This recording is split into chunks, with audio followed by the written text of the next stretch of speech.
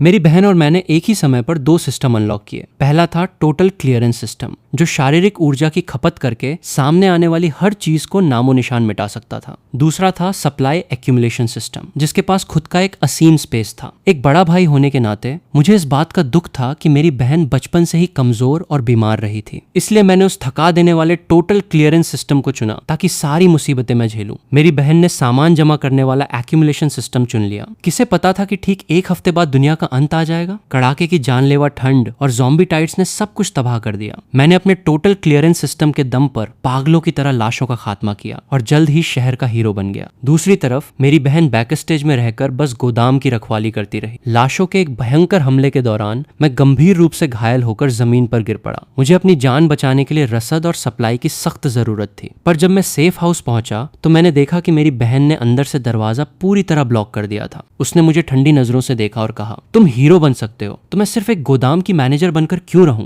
और जब मेरी आंखें दोबारा खुली तो मेरी बहन ने झपटकर सबसे पहले टोटल क्लियरेंस सिस्टम चुन लिया। उसे ऐसा करते देख मैं समझ गया कि वो भी रिबॉर्न लेकर आई है। मैं मन ही मन मुस्कुराया। उसे इस टोटल क्लियरेंस सिस्टम की असली कीमत का अंदाजा ही नहीं था। इसका इस्तेमाल करने से शरीर की भयंकर ऊर्जा खत्म होती थी। मेरे जैसे हट्टे कट्टे और मजबूत शरीर वाले इंसान की भी इसे इस्तेमाल करने के बाद ऐसी हालत हो जाती थी मानो किसी गंभीर बीमारी से उठाऊं। और उसके जैसी नजुक लड़की जो पानी की बोतल का ढक्कन तक नहीं खोल सकती थी, एक बार इस सिस्टम का इस्तेमाल करते ही 3 दिनों के लिए बिस्तर पर पंगु हो जाएगी। जैसे ही मेरी आंखें खुली मैंने अपनी बहन को कहते सुना, भाई मुझे लाल वाला चाहिए। किसी ऐसे बच्चे की तरह जिसे अपना खिलौना छीने जाने का डर हो, उसने तेजी से दाहिनी तरफ मौजूद लाल रंग के टोटल क्लियरेंस सिस्टम की ओर हाथ बढ़ाया। जैसे ही उसकी उंगलियों ने उस लाल आइकॉन को छुआ, उसके चेहरे पर एक बेहद चालाक और असीम खुशी की मुस्कान फैल गई। इस बार सबकी चहेती हीरो बनने की बारी मेरी है। फिर उसने सिर घुमाकर मेरी तरफ देखा। उसकी आंखों में घमंड और नफरत साफ झलक रही थी। मूर्ख भाई, तुम्हें अभी भी नहीं पता ना, सबसे ताकतवर एबिलिटी तो मैंने ले ली है। इस जन्म में तुम्हें मेरे आगे गिड़गिड़ाना पड़ेगा। मैं धीरे से उस एक्यूमुलेशन सिस्टम गोल्डन आइकॉन की तरफ बढ़ा जिसे उसने ठुकरा दिया था। जिंगिन, क्या तुम सच में वही चुनना चाहती हो? वह कॉम्बैट लड़ाई वाला सिस्टम लगता है, बहुत थका देने वाला होगा। जिंगिन, जिसे अभी अभी किस्मत का सबसे बड़ा वरदान मिला था, घमंड से फूली नहीं समा रही थी। उसने अपने बाल संवारे और नाटक करते हुए बोली, भाई मैंने बहुत सोच समझकर फैसला किया है। बचपन से तुमने ही मेरी रक्षा की है, इस बार मुझे तुम्हारी रक्षा करने दो। मार काट और खून खराबे वाला गंदा काम मैं करूंगी। ये सुनहरा वाला तो बस एक स्टोरेज स्पेस है। तुम जैसे शांत और देखभाल करने वाले इंसान के लिए एकदम सही है। तुम बस लॉजिस्टिक्स और सामान संभालना और मेरी रक्षा करने दो। मैं मन ही मन ठंडी हंसी हंसा। क्या तुम मुझे फिर से अपना गुलाम बनाकर मेरी आखिरी सांस तक निचोड़ना नहीं चाहती, जैसा मैंने पिछले जन्म में तुम्हारी ढाल बनकर किया था? मैंने उसकी बातों पर ध्यान नहीं दिया। मैंने अपनी उंगली आगे बढ़ाई और चुपचाप अपने सामने तैर रहे सुनहरे आइकॉन को छू लिया। अगले ही पल एक गर्म सुनहरी रोशनी ने मुझे पूरी तरह लपेट लिया। उसी समय जिंगिन ने भी अपना सिस्टम बाइंड कर लिया था। उसने हवा में एक्साइटमेंट में अपने हाथ लहराए। टेबल पर रखा शीशे का एस्ट्रे पल भर में हवा में गायब हो गया। जिंगिन का चेहरा पीला पड़ गया। उसने अपना सीना पकड़ा और हांफने लगी, पर अगले ही सेकंड उसके चेहरे पर फिर से वही लालच भरी खुशी लौट आई। ये सच है, ये सच है, मेरे पास ये ताकत आ गई है। उसने सिर घुमाकर मेरी तरफ देखा। उसकी आंखों में अब पहले जैसा डर या निर्भरता नहीं थी, सिर्फ नंगा घमंड था। भाई मैं थोड़ी थक गई हूँ, जरा मेरे लिए एक गिलास पानी लाओ। और हाँ, मम्मी पापा जो बैंक कार्ड छोड़ गए थे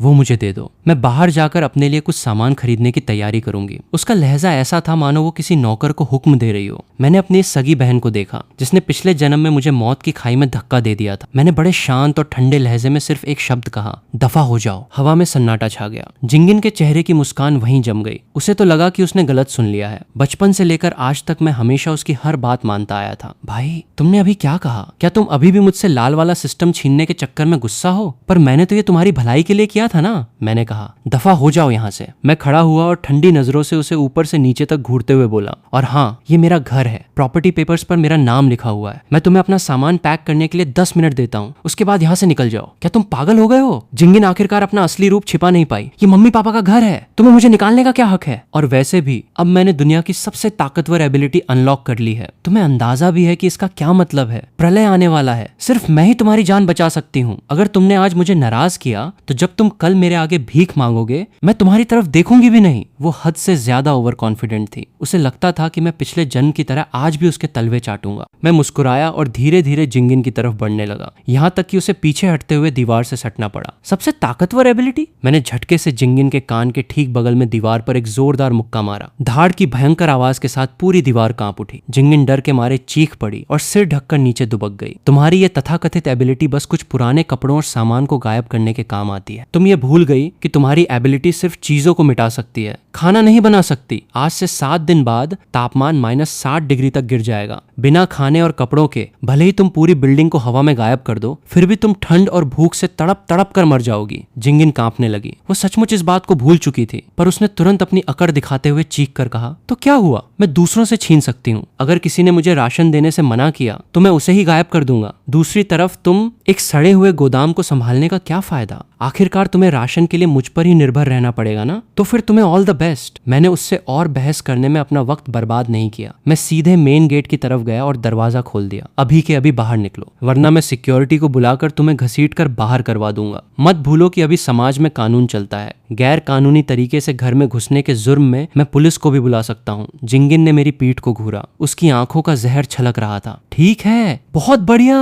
जब तुम इतने पत्थर दिल बन ही गए हो तो जब दुनिया खत्म होगी तब मुझसे दया की उम्मीद मत रखना। मैं देखना चाहती हूँ कि तुम कचरे का ढेर लेकर मेरे सामने कैसे भीख मांगते हो। हिंग बुफान, पछताना मत। जिंगिन भागकर अपने कमरे में गई और सूटकेस में कुछ कपड़े और अपनी ज्वेलरी ठूंस ली। फिर वो सूटकेस घसीटते हुए गुस्से में बाहर निकल गई। जाते जाते उसने मुझे एक खूंखार नजर दी। इस जन्म में मैं तुम्हें अपने सामने कुत्ते की मौत मरते हुए देखूंगी। धड़ाम से दरवाजा बंद हो गया। मैंने दरवाजे से टेक लगाई और एक लंबी सांस छोड़ी। पहला स्टेप पूरा हुआ। छुटकारा। पीठ में छुरा घोंपने वाली इस आस्तीन की सांप से पीछा छूटने के बाद अब मैं आजादी से अपनी तैयारी कर सकता था और असली जंग लड़ सकता था। फिर मैंने अपना फोन निकाला और समय देखा। 15 जनवरी 2026 सुबह के 10 बजे। प्रलय आने में ठीक 7 दिन बाकी थे। मैंने अपने कब्जे वाली प्रॉपर्टी को 80% डिस्काउंट यानी कौड़ियों के दाम पर इंटरनेट पर बिक्री के लिए डाल दिया। मम्मी पापा की छोड़ी वसीयत को मिलाकर मेरे पास कुल 1.1 करोड़ होते। लेकिन अगर मुझे -70 डिग्री की हाड़ कंपाने वाली ठंड, ज़ॉम्बीज के हमलों और कई जन्मों तक ऐश करने जितना राशन स्टोर करने के लिए एक अभेद्य किला बनाना था, तो ये रकम ऊंट के मुंह में जीरे के बराबर थी। मैंने तुरंत बैंक में फोन करके कंपनी के शेयर्स और अपना मौजूदा घर गिरवी रख दिया। इसके अलावा मैंने कई प्राइवेट लोन एजेंट से संपर्क किया। क्रेडिट कार्ड्स और ऑनलाइन लोन एप्लीकेशंस की लिमिट पूरी तरह से खाली कर दी। मैं किसी पागलों जैसे जुआरी की तरह बर्ताव कर रहा था। बस एक ही दोपहर में मेरे बैंक अकाउंट में कुल नगद राशि 1.6 करोड़ पहुंच चुकी थी। फिलहाल के लिए इतनी काफी थी। बैंक अकाउंट में मौजूद इतने लंबे और चकरा देने वाले नंबर्स को देखकर मेरे चेहरे पर कोई खुशी नहीं आई, सिर्फ एक छटपटाहट थी। अब ये पैसा महज कागज का टुकड़ा था। इसे राशन और भौतिक सामान में बदलकर ही अपनी जान बचाई जा सकती थी। मैंने अपनी ऑल व्हील ड्राइव एसयूवी निकाली, जिसे बेचने का मुझे अभी टाइम नहीं मिला था, और सीधे शहर के बाहरी इलाके की तरफ निकल पड़ा। मेरा टारगेट एकदम साफ था। शहर के वेस्ट में मौजूद वीरान कोल्ड चेन लॉजिस्टिक्स पार्क। ये जगह कभी इस पूरे शहर का सबसे बड़ा कोल्ड स्टोरेज बेस हुआ करती थी। बाद में मालिक सारा पैसा लेकर भाग गया, तो ये जगह वीरान पड़ी रही। ये जगह शहर से काफी दूर थी। आसपास का इलाका एकदम खुला था, जहां से बचाव करना आसान और हमला करना बेहद मुश्किल था। पिछले जन्म में अंडरवर्ल्ड के एक गिरोह ने इस पर कब्जा जमा लिया था और बाद में यह जीवित बचे लोगों का सबसे बड़ा बेस बना था। इस जन्म में ये मेरा होगा। मैं वहां के बूढ़े केयरटेकर से मिला। मैंने सीधे उसके सामने 20,000 की नकदी फेंकी और कहा कि मुझे हॉरर एस्केप या हॉन्टेड हाउस का सेटअप लगाने के लिए इसे आधा महीने के लिए किराए पर चाहिए। कोई कागजी कॉन्ट्रैक्ट नहीं, मुझे बस चाबियां चाहिए थीं। नोटों की मोटी गड्डी देखकर बूढ़े केयरटेकर की बत्ती सी बाहर आ गई और उसने बिना एक सवाल किए चाबियां मेरे हवाले कर दी। चाबियां मिलते ही मैंने मेन गेट अंदर से लॉक कर लिया और उस विशाल अंडरग्राउंड कोल्ड स्टोरेज में दाखिल हुआ। भले ही ये 2 साल से बंद पड़ा था, पर जमीन से 10 मीटर नीचे होने की वजह से अब भी काफी ठंडा और नम था। इसका एरिया लगभग 3000 स्क्वायर मीटर था और ऊंचाई 8 मीटर। सिस्टम, इस जगह को स्कैन करो, मैंने मन ही मन कहा। स्कैन पूरा हुआ। एक अर्धनिर्मित अंडरग्राउंड स्पेस डिटेक्ट हुआ है। ये सेफ हाउस में बदलने की बुनियादी शर्तों को पूरा करता है। क्या आप स्पेस एंकरिंग एक्टिवेट करना चाहते हैं? एंकरिंग के बाद ये जगह असली दुनिया के लिए रसद ट्रांसफर स्टेशन का काम करेगी। आप अपने ख्यालों से बाहर का सामान सीधे यहाँ ट्रांसफर कर सकते हैं या सिस्टम स्पेस से सामान यहाँ निकाल सकते हैं। एंकर करो। जगह तैयार थी। अब अगला काम था इसे राशन से ठसाठस भरना। मैं सीधे शहर की सबसे बड़ी होलसेल फल सब्जी और अनाज मंडी पहुंचा और पागलों की तरह सामान खरीदना शुरू कर दिया। मेरी इस थोक खरीदारी ने पूरी मंडी में तहलका मचा दिया। एक अनजान लड़का ऐसे राशन खरीद रहा था मानो पूरे शहर का व्यापार खुद ही कर रहा हो। यहाँ तक कि मंडी के एडमिनिस्ट्रेशन का ध्यान भी मेरी तरफ गया, पर मैंने पहले से ही एक बहाना तैयार कर रखा था।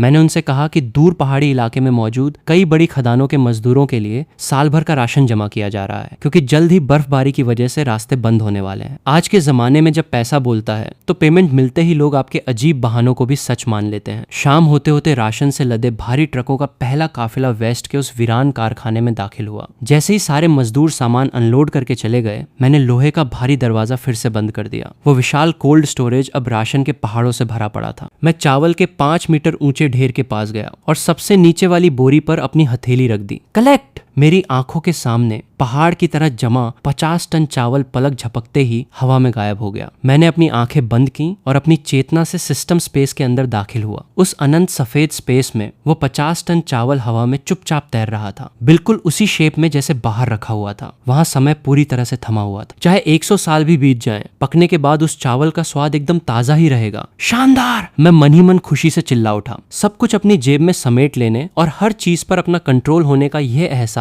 सचमुच एक नशा था। लेकिन ये तो बस शुरुआत थी। -60 डिग्री की जानलेवा ठंड में बिना गर्मी के ये सारा खाना बर्फ की चट्टान बन जाता। इसलिए मैंने एक दोस्त के जरिए 10,000 टन धुआं रहित कोयला, डीजल, सोलर पैनल्स और कई बड़े जनरेटर ऑर्डर कर दिए। अब 7 दिन बचे थे। मुझे न सिर्फ इस कोल्ड स्टोरेज में 10 जन्मों का राशन भरना था, बल्कि इसे एक ऐसे अभेद्य किले में बदलना था जिसका तापमान हमेशा नॉर्मल रहे और जिसे कोई परमाणु बम भी न तोड़ सके। तभी मेरे फोन पर एक मैसेज आया। भेजने वाली जिंगिन थी। मैसेज में एक फोटो थी जिसमें वो और उसका सीनियर बॉस चेंजू एक आलीशान फ्रेंच रेस्तरां में बैठे हुए थे। बेचारे भाई, घर से निकाले जाने के बाद अब तुम सिर्फ इंस्टेंट नूडल्स ही खा पा रहे होगे ना। मैं और मेरे बॉस अपनी नई जिंदगी का जश्न मना रहे हैं। अगर तुम अभी घुटनों पर आकर मुझसे भीख मांगो तो शायद मैं तुम्हें ब्रेड का एक टुकड़ा देने के बारे में सोचूं। मैंने स्क्रीन को देखा और मेरे होठों पर एक कड़वी मुस्कान तैर गई। खाओ, जितना खाना है खा लो। इंसानी खाना कहलाने वाली ये तुम्हारे जीवन की आखिरी दावत होगी। मैंने बेमन से बस 2 शब्द रिप्लाई किए, थोड़े गर्म कपड़े पहन लेना। इसके बाद मैंने उसे ब्लॉक कर दिया और फोन बंद कर दिया। मैं दूसरी मंजिल पर बने मेटल के हैंगिंग कॉरिडोर पर खड़ा हो गया। उस लोहे के विशाल जानवर के पेट में दर्जनों मजदूर चींटियों की तरह काम कर रहे थे। बॉस, आपकी ये रिक्वायरमेंट्स कुछ ज्यादा ही अजीब हैं। जो आदमी बोल रहा था उसका नाम लाओए था। वो सबसे जुगाड़ू कॉन्टैक्ट्स वाला ठेकेदार था जिसे मैं ढूंढ सकता था। इस वक्त अपने हाथों में नक्शा थामे उसके चेहरे पर ऐसे एक्सप्रेशंस थे मानो उसे भयंकर कब्ज हो गई हो। पूरी स्ट्रक्चर में 50 सेमी की एरोस्पेस एरोजेल इंसुलेशन लेयर लगाना और उसके ऊपर अंदर से 20 मिमी की 2 लेयर वाली बुलेट प्रूफ स्टील प्लेट्स की कोटिंग करना। इस स्पेसिफिकेशन से तो आप किसी परमाणु बम या गॉडजिला से बचाव की तैयारी कर रहे हैं। ऊपर से आप सारे पुराने वेंटिलेशन पाइप्स बंद करके सिर्फ बायोकेमिकल फिल्टर सिस्टम वाले 2 एयर इनलेट्स छोड़ना चाहते हैं। लाओई ने अपने माथे का पसीना पोंछा। भाई, इसमें तो पानी की तरह पैसा बहेगा। पैसा तुम्हारे अकाउंट में पहुंच चुका है। 5 मिलियन का एडवांस। मैं चाहता हूं कि तुम ये काम 3 दिन में खत्म कर दो। सारा मटेरियल तुरंत स्टॉक में उपलब्ध होना चाहिए। अगर स्टॉक न हो तो दूसरी साइट से उखाड़ कर लाओ। अंतर चुकाने के लिए मैं तिगुना पैसा दूंगा। मैंने मुड़कर लाओए की आंखों में देखा। बस एक ही नियम है, कोई सवाल नहीं पूछोगे, कोई फोटो नहीं लोगे और इसे सोशल मीडिया पर अपलोड नहीं करोगे। काम खत्म होने पर मैं तुम्हें चुप्पी साधे रखने के लिए 20 लाख अलग से दूंगा। लाओए का हलक सूख गया। 70 लाख! ये उसकी 2 साल की आमदनी के बराबर था। समझ गया बॉस, आप मेरे अन्नदाता हैं। जब आपने इतनी साफ बात की है तो मैं भी एक बात साफ कह देता हूँ। अगर 3 दिन में काम पूरा नहीं हुआ तो मैं अपना सिर काटकर आपको फुटबॉल खेलने के लिए दे दूंगा। गधे का खून लगे इंसान की तरह उसकी जोश से भरी पीठ को मैंने जाते देखा। मेरे दिल में कोई हलचल नहीं हुई। मैं जो बना रहा था वो सिर्फ एक शेल्टर नहीं बल्कि दुनिया के अंत से अलग एक स्वतंत्र इकोसिस्टम था। मैं कारखाने के कोने में गया। वहां अभी अभी आए खास सामान का ढेर लगा था। लकड़ी के बड़े बक्से खोले गए जिससे अंदर के काले धातु की चमक दिखाई दी। ये कोई आम स्टील नहीं था बल्कि खास जरिए से मंगाए गए high voltage electric fence generator और military grade bullet proof glass थे। प्रलय के शुरुआती दौर में सबसे खौफनाक चीज ज़ॉम्बीज नहीं बल्कि इंसान का दिल होता है। जब भूख और ठंड लोगों को जानवर बना देगी तो एक आम रोलर डोर हिंसक भीड़ के सामने कागज की तरह कमजोर साबित होगा। सिस्टम ने उन सभी निर्माण सामग्रियों को स्टोर कर लिया, फिर नक्शे के हिसाब से स्पेस में सूक्ष्म बदलाव माइक्रो एडजस्टमेंट्स किए। मजदूरों के खाना खाने जाने का फायदा उठाकर मैंने उंगली के एक इशारे से उन भारी बुलेट प्रूफ ग्लासों को रिलीज कर दिया। दर्जनों टन सामान पलक झपकते ही गायब हो गया और फिर सिस्टम के सटीक कंट्रोल में कारखाने की छत के रोशनदानों में बिना किसी जोड़ के सेट हो गया। जब आखिरी कंस्ट्रक्शन गाड़ी गाड़ी चली गई तो लोहे का भारी दरवाजा धीरे धीरे बंद हो गया। पूरी तरह से अपनी स्टील की घड़ी के बीच खड़े होकर मैंने पहाड़ों की तरह रखे राशन और सामान को देखा। ये अभी भी काफी नहीं था, बहुत कम था। मैंने फोन का बैलेंस देखा, 5 लाख से भी कम बचे थे। कानूनी रास्तों से खरीदारी करने की क्षमता खत्म हो चुकी थी। अब अगला कदम था बिना 1 रुपया खर्च किए मुफ्त की लूट की रात के 2 बजे ईस्ट पोर्ट का कस्टम्स लॉजिस्टिक्स सेंटर शहर में आयात निर्यात के सामान का सबसे बड़ा अड्डा था। घाट पर हजारों कंटेनर खिलौनों के ब्लॉक की तरह सजे थे। उनके अंदर दुनिया भर का बेहतरीन सामान भरा था। उस रात मैंने फ्री ट्रेड जोन के महंगे गोदामों का लगभग आधा सामान खाली कर दिया, जब तक कि मेरे दिमाग में एक हल्का सा दर्द महसूस नहीं हुआ। ये मानसिक ऊर्जा के अत्यधिक इस्तेमाल की चेतावनी थी। कोई चारा न देख न चाहते हुए भी मुझे रुकना पड़ा। जैसे ही मैं निकलने वाला था, इंजनों के शोर ने रात की खामोशी को चीर दिया। कई मॉडिफाइड काली ऑल व्हील ड्राइव गाड़ियां दहाड़ती हुई पोर्ट के अंदर घुसी। वे थोड़ी दूर बने एक छिपे हुए गोदाम के सामने रुकी। पहली गाड़ी का दरवाजा खुला और टैटू वाले 10 से ज्यादा आदमी बाहर निकले। उनका लीडर, एक गंजा आदमी, अपने गुर्गों पर चिल्ला रहा था, जल्दी करो भाई, लॉन्ग ने कहा है कि ये माल आज रात ही निकल जाना चाहिए। ऊपर वाले आजकल बहुत सख्त नजर रखे हुए हैं। वे जो बक्से उठा रहे थे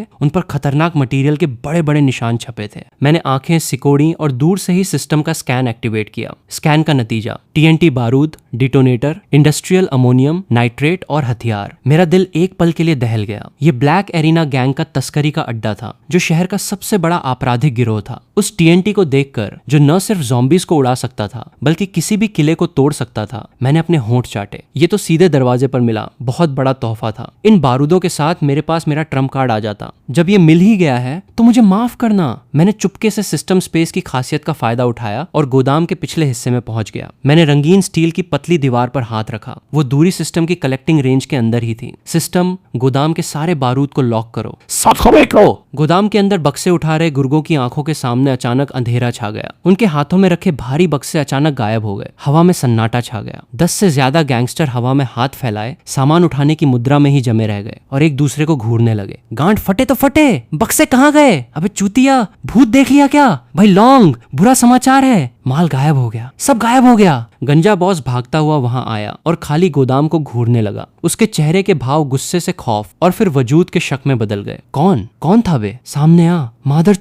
उसने पिस्तौल निकाली और पागलों की तरह हवा में लहराने लगा। लेकिन तब तक मैं इस अफरा तफरी का फायदा उठाकर पोर्ट की दीवार लांघ चुका था और काली रात में गायब हो चुका था। उल्टी गिनती 24 घंटे। आखिरी दिन शहर में हमेशा की तरह चहल पहल थी। किसी को नहीं पता था कि यह पुरानी दुनिया की आखिरी चमक थी। मौसम विभाग ने कड़ाके की ठंड की ब्लू अलर्ट जारी की थी। अंदाजा था कि अगले दिन तापमान 10 से 15 डिग्री सेल्सियस गिर जाएगा। किसी ने इस पर ध्यान नहीं दिया। ज्यादा से ज्यादा एक गर्म पायजामा ज्यादा पहनने की बात थी। मैं बाहर नहीं निकला। मैं वेस्ट के उस किले में रहकर आखिरी मुआयना कर रहा था। सारे दरवाजे और खिड़कियां पहले ही वेल्ड कर दी गई थीं। बस एक मुख्य दरवाजा बचा था। मैंने फोन ऑन किया और आखिरी बार अपना सोशल मीडिया देखा। जिंगिन ने 1 घंटे पहले एक अपडेट पोस्ट किया था। भले ही सर्दियां आने वाली हैं, पर दिल में गर्माहट है। इस सरप्राइज के लिए थैंक यू बॉस। फ्यूचर बहुत ब्राइट है। कुछ लोग अपने सड़े हुए पैसों को पकड़कर उसके सड़ने का इंतजार कर सकते हैं। मैं बेमिसाल चमक के साथ मुस्कुराया। मैंने लाइक दबाया और नीचे कमेंट किया, इस आखिरी गर्माहट का मजा ले लो। बहुत जल्द मौसम बहुत जोशीला होने वाला है। उसी पल खिड़की के बाहर गिर रही हल्की बूंदाबांदी अचानक रुक गई। तभी पिप्पोंग की गेंद के आकार का एक ओला बुलेट प्रूफ शीशे पर जोर से टकराया। फिर दूसरा, तीसरा। ओले गोलियों की तरह बरसने लगे। उसके बाद हवा की दहाड़ सुनाई दी। तापमान किसी खाई की तरह नीचे गिरने लगा। फोन की स्क्रीन पर एक इमरजेंसी न्यूज फ्लैश हुई। आपातकालीन सूचना। एक बेहद खतरनाक पोलर वर्टेक्स के असर से अगले 3 घंटों में दुनिया भर का तापमान 50 डिग्री तक गिर जाएगा। सभी नागरिकों से गुजारिश है कि वे तुरंत अपने अपने घर लौट जाएं। तुरंत! ये कोई दिखावा या अभ्यास नहीं है। प्रलय की घंटी बज चुकी थी। महज 10 मिनट के भीतर खिड़की के बाहर की दुनिया का रंग ही बदल गया। बहुत ही कम समय में पूरी सड़क काले बर्फ की एक मोटी परत से ढक गई।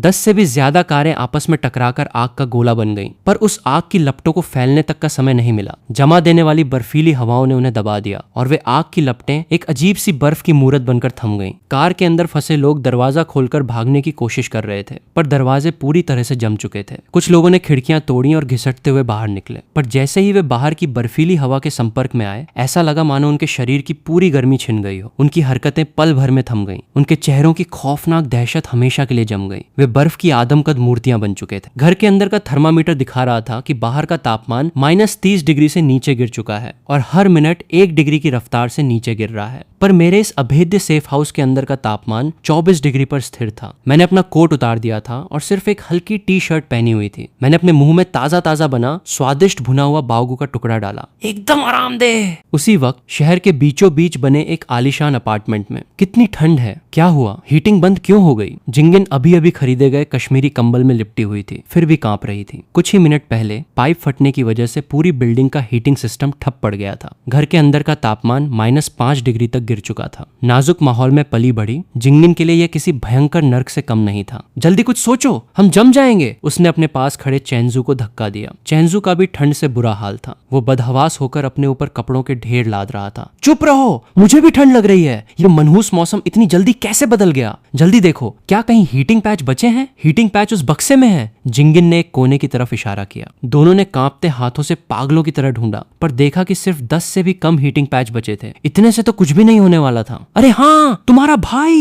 भाई के पास तो बहुत पैसा है। यकीनन वो किसी बड़े होटल में रह रहा होगा या उसने हीटिंग का सामान खरीद रखा होगा। जल्दी उसे फोन करो। जिंगिन को मानो डूबते को तिनके का सहारा मिल गया हो। कांपते हाथों से उसने फोन उठाकर मेरा नंबर मिलाया। माफ कीजिए, आप जिस उपभोक्ता को कॉल कर रहे हैं उनका फोन स्विच ऑफ है। मादरचोदा। जिंगिन ने गुस्से में फोन सोफे पर फेंक दिया। इस हरामी की हिम्मत कैसे हुई फोन बंद करने की? घबराओ मत। चेंजू की चालबाज आंखें घूमी। मुझे एक बात याद आई। मैंने तुम्हारे भाई को नानचेंगी की होलसेल मंडी में देखा था। वो दूर खड़ा था, पर मैंने धुंधला सा सुना था कि वो वेस्ट इलाके और किसी कारखाने का नाम बार बार ले रहा था। वहाँ वाकई एक वीरान कारखाना है। ऐसे वक्त में वो जरूर वहीं छिपा बैठा होगा। हम उसे ढूंढने चलेंगे। बाहर इतनी बर्फ गिर रही है। जिंगिन ने खिड़की के बाहर आते भयंकर बर्फीले तूफान को देखा और थोड़ी पीछे हटने लगी। अगर नहीं गए तो यहाँ दाने दाने और सांस सांस को तरस कर मर जाएंगे। चेंजू चिल्लाया। ये बर्फ इतनी जल्दी रुकने वाली नहीं है। कुछ ही घंटों में घर के पानी के पाइप भी जमकर फट जाएंगे। हमारे पास कार है, कार में हीटर चलता है। एक बार हम तुम्हारे भाई तक पहुंच गए तो तुम्हारे सिस्टम और मेरे दिमाग के आगे क्या तुम अभी भी उसे अपने कब्जे में लेने से डर रही हो? जब वक्त आएगा तो उसका सारा राशन पानी हमारा होगा। लालच ने डर को हरा दिया। दोनों ने जितने कपड़े थे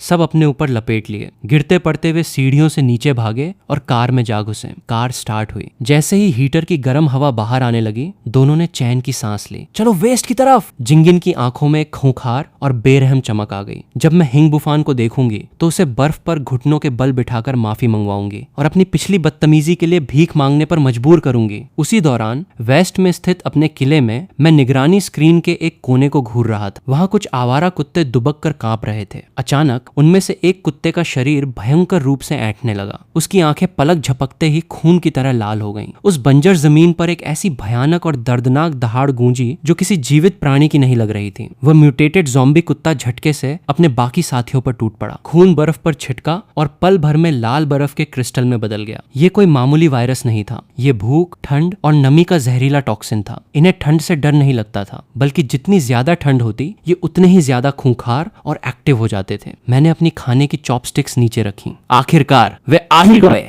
मैं उठा और कंट्रोल पैनल की तरफ बढ़ा। मैंने लाल बटन दबाया। कारखाने की बाहरी सुरक्षा line, high voltage electric fans में तुरंत बिजली दौड़ गई। बर्फीली हवाओं के बीच नीले रंग की चिंगारियां चमकने लगीं। मैंने रेड वाइन का एक ग्लास उठाया और स्क्रीन पर दिख रहे तूफान की तरफ जाम छलकाते हुए कहा, मेरे मेहमानों, नर्क में तुम्हारा स्वागत है। वेस्ट इलाके का बर्फीला तूफान अब सफेद तबाही में बदल चुका था। 5 मीटर से आगे कुछ दिखाई नहीं दे रहा था। आधा मीटर गहरी बर्फ से ढकी सड़क पर एक सफेद BMW X5 किसी शराबी की तरह लहराती हुई आगे बढ़ रही थी। हम अभी तक पहुंचे क्यों नहीं? तुमने तो कहा था कि सिर्फ 20 किलोमीटर दूर है। जिंगिन आगे की पैसेंजर सीट पर 2-2 रजाइयों में लिपटी बैठी थी। फिर भी उसके दांत लगातार किटकिटा रहे थे। चुपचाप बैठी रहो, मेरा दिमाग मत खराब करो। स्टीयरिंग व्हील थामे चेंजू के हाथों की संवेदना खत्म हो चुकी थी। उंगलियां बैंगनी पड़ चुकी थी। नेविगेशन कह रहा है कि बस आगे ही है। बहन, इस रास्ते पर कुछ नजर ही नहीं आ रहा। तभी एक भयंकर कड़ाक की आवाज हुई। कार झटके से एक तरफ धंस गई और उसका इंजन पूरी तरह बंद हो गया। सड़क के बीचों बीच बर्फ के एक सख्त टीले में कार का निचला हिस्सा बुरी तरह फंस चुका था। कार खराब हो गई। चेंजू ने हताशा में स्टीयरिंग पर मुक्का मारा, पर जमी हुई बर्फ पर हाथ लगते ही वो दर्द से करा उठा। क्या? जिंगिन चीख पड़ी। चेंजू, क्या तुम मुझे यहाँ मारना चाहते हो? तुम बिल्कुल बेकार इंसान हो। अपनी बकवास बंद करो। अगर तुम में इतनी काबिलियत है तो आकर तुम कार चलाओ। चेंजू भी गुस्से में फट पड़ा। अपनी जान बचाने के इस सीधे से सवाल ने उस नकली शांति के मुखौटे को उतार फेंका जिसे चेंजू आमतौर पर पहने रहता था। नीचे उतरो, सामने दिख रहा वो काला सा साया ही वो कारखाना होना चाहिए, हम पैदल चलेंगे। उस वक्त उनके पास कोई दूसरा रास्ता नहीं था। कार के अंदर बैठे रहने का मतलब था जमकर मर जाना। उन्होंने खुद को कंबलों में अच्छी तरह से लपेटा और दो बेढंगे पेंगुइन की तरह लड़खड़ाते हुए बर्फीले तूफान की तरफ आगे बढ़ने लगे। जिंगिन को लग रहा था मानो उसके फेफड़े जम जाएंगे और फट पड़ेंगे। हर सांस लेना उसके लिए एक टॉर्चर बन चुका था। 500 मीटर का फासला जिसमें आम दिनों में कुछ ही मिनट लगते थे,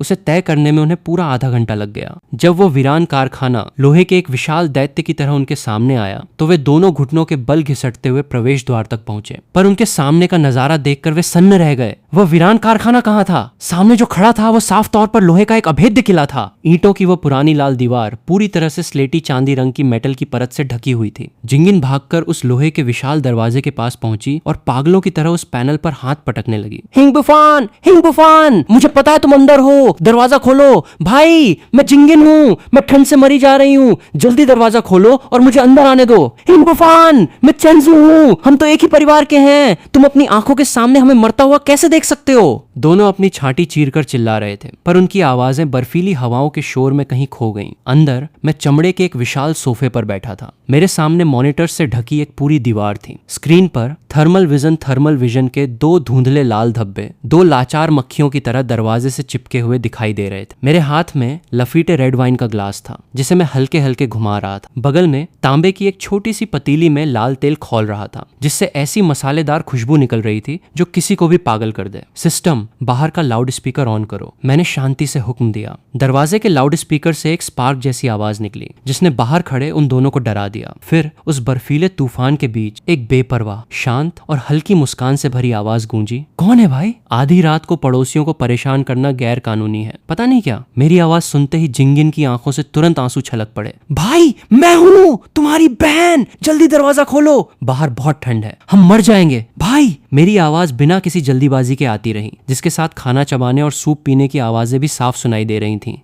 ये डक इंटेस्टाइन कुछ ज्यादा ही पक गया। हाँ तो तुमने क्या कहा? कौन हो तुम? दरवाजे के बाहर खड़ी जिंगिन की तो सांस ही अटक गई। मैं बाहर कुत्ते की तरह ठंड से ठिठुर रही हूँ और तुम अंदर बैठकर हॉटपॉट और डक इंटेस्टाइन उड़ा रहे हो। उस खाने के ख्याल से ही उसके मुंह में तुरंत लार टपकने लगी और उसका पेट भूख से बिलबिला उठा। हिंग बुफान, सीधे साधे बनने का नाटक मत करो, मुझे पता है तुम मुझे सुन सकते हो। मैं जिंगिन हूँ, तुम्हारी इकलौती सगी बहन। जल्दी दरवाजा खोलो, जब मैं अंदर आ जाऊंगी तो तुम्हें पिछली बातों का सच समझाऊंगी। वो सब बस एक गलतफहमी थी। गलतफहमी? मैंने अपनी खाने की तीलियां रखी, माइक उठाया और स्क्रीन पर दिख रहे उस खौफनाक चेहरे को देखा। मेरा लहजा झटके से बदल गया। मुझे दफा हो जाओ, कहना गलतफहमी थी, या ये कहना कि तुम मुझे अपने सामने कुत्ते की मौत मरते हुए देखना चाहती हो, ये भी एक गलतफहमी थी। वो तो मैंने गुस्से में कह दिया था। जिंगिन घबरा गई। भाई तुम एक मर्द हो, इतने छोटे दिल के क्यों बन रहे हो? पहले मुझसे गलती हो गई थी, मेरी ही भूल थी, अब मैं तुमसे माफी मांगती हूँ, ठीक है? आई एम सॉरी, हो गया ना? अब जल्दी दरवाजा खोलो, माफी। ये उसके लिए साफ तौर पर एक हुक्म था। जब तक वो सिर झुकाकर वे 3 शब्द कहेगी, मुझे उसे माफ करना ही पड़ेगा। पिछले 20 सालों से यही नियम चला आ रहा था। अफसोस, अब नियम बदल चुके थे। अगर माफी मांगने से काम चल जाता तो पुलिस की क्या जरूरत होती? मैं ठंडी हंसी हंसा। जब तुम में इतना एटीट्यूड है तो अंदर आने के लिए अपनी सबसे ताकतवर एबिलिटी का इस्तेमाल क्यों नहीं करती? तुम्हारे पास टोटल क्लियरेंस सिस्टम तो है ना? अगर ये दरवाजा तुम्हारी आंखों में खटक रहा है तो इसे गायब कर दो। ये बात जिंगिन को किसी बिजली के झटके की तरह लगी। सही तो है, मेरे पास सिस्टम है। वो ठंड से इतनी बेसुध हो चुकी थी कि भूल ही गई थी कि उसके पास भी एक सिस्टम है। ठीक है, अगर तुम दरवाजा नहीं खोलते तो मैं खुद खोल लूंगी। जब मैं अंदर आ जाऊंगी तो मेरे सामने गिड़गिड़ाना मत। जिंगिन की आंखों में एक बेरहम खूंखारपन आ गया। उसने एक गहरी सांस ली और अपने जमे हुए हाथ को उस लोहे के भारी दरवाजे पर जोर से दबाया। उसके शरीर के अंदर की ऊर्जा हिलने लगी। Total clearance! उसकी हथेली से एक लाल रोशनी निकली और दरवाजे से जोरदार तरीके से टकराई। हालांकि जिस नजारे की उम्मीद थी कि दरवाजा गायब हो जाएगा, वैसा कुछ नहीं हुआ। इसके विपरीत वह लाल रोशनी किसी अदृश्य दीवार से टकराई, पल भर में वापस बाउंस बैक हुई और उसने जिंगिन के हाथ को इस कदर झटका दिया कि वह सुन्न पड़ गया। उसका शरीर पीछे बर्फ पर जा गिरा। सिस्टम चेतावनी, टारगेट ऑब्जेक्ट की डेंसिटी हद से ज्यादा है और यह हाई लेवल एनर्जी व स्पेस एंकरिंग से सुरक्षित है। होस्ट का मौजूदा लेवल LV1 है, आप इसे मिटा नहीं सकते। जबरदस्ती मिटाने की कोशिश करने पर आपकी जीवन ऊर्जा लाइफ फोर्स खत्म हो जाएगी। नहीं, ये नामुमकिन है। जिंगिन उस बिना हिले डुले दरवाजे को अविश्वास से घूरने लगी। मेरा सिस्टम तो सबसे ताकतवर है, ऐसा कैसे हो सकता है? ये एक दरवाजा तक क्यों नहीं खोल पा रहा? मेरा बेरहम मजाक लाउड स्पीकर से गूंज उठा। अरे मैं तुम्हें बताना भूल गया था, ये दरवाजा एरोस्पेस अलॉय से बना है, जिसमें मुझे 50 लाख खर्च करने पड़े थे। और लगता है मेरा सिस्टम तुम्हारे सिस्टम को सीधे काउंटर करता है। तुम्हारी क्लियरेंस मेरे सप्लाई सामान को मिटा नहीं सकती। अब यहाँ से दूर हटो, मेरे घर के दरवाजे को अपने खून से गंदा मत करो। लाउड स्पीकर बंद हो गया। अगले ही पल दरवाजे के ऊपर लगे फ्लड लाइट्स झटके से ऑन हो गए। रोशनी की 2 तेज किरणें सीधे उन दोनों के चेहरों पर पड़ी, जिससे वे अंधे हो गए। जिंगिन बर्फ पर बैठी रही, हड्डियों को चीर देने वाली उस ठंड को महसूस करते हुए उसे पहली बार समझ आया कि असली हताशा और लाचारी क्या होती है। आधा घंटा बीत गया। हिंग और चैनजू वहां से नहीं गए। कार खराब हो चुकी थी, इसलिए वे कारखाने के दरवाजे के पास हवा से बचने के लिए बने एक छोटे से कोने में दुबक कर बैठ गए। अब हम क्या करेंगे? मुझे अपने पैर महसूस नहीं हो रहे। जिंगिन के होंठ बैंगनी पड़ चुके थे, उसकी पलकों पर बर्फ के क्रिस्टल जम चुके थे। चैनजू की हालत तो और भी बुरी थी। उसने अपने कुछ कपड़े जिंगिन को दे दिए थे। अब उसका पूरा शरीर पागलों की तरह कांप रहा था और उसकी आंखें पथराने लगी थीं। नहीं, सो मत, अगर सो गए तो कभी जाग नहीं पाओगे। उसी वक्त ऊपर से एक ऐसी भयंकर खुशबू आई जो किसी की आत्मा को शरीर से खींच ले।